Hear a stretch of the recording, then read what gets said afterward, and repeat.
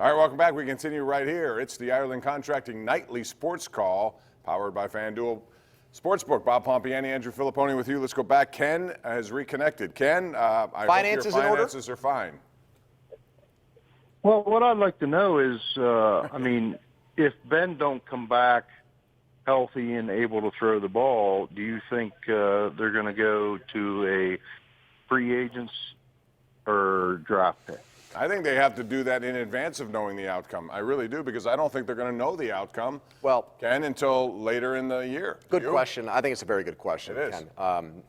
Because now it all ties back in. His money problem is the same as the Steelers right now, Bob, because one of the things that I did some research, had to call some people on. I do that sometimes. I don't know all the answers. You're very well-researched. I got to ask. I know that. If I don't know the answer, I'm going to go find it. Find it, right.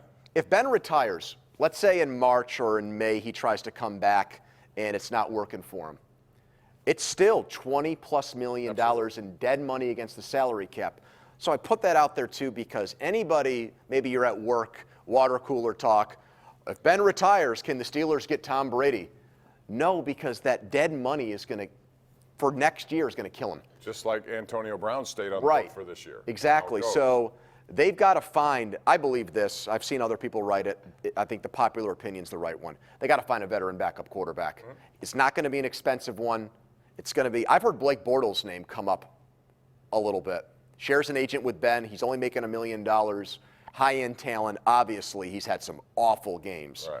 But he had some of his best games against the Steelers. Yes, he has. He likes Heinz Field. But that is the caliber of quarterback you need to investigate and look at. Well, there are higher-priced ones. Teddy Bridgewater is one of them. And he wants to be a starter. I know he does. Everyone wants to be a starter, though, and some of these guys are going to have to come to the realization there are many starting jobs, perhaps, and that leads us to some of the older guys we've talked about. Yeah.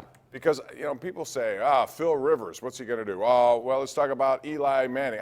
To me, none of those guys would be interested in serving as a backup. To Ben?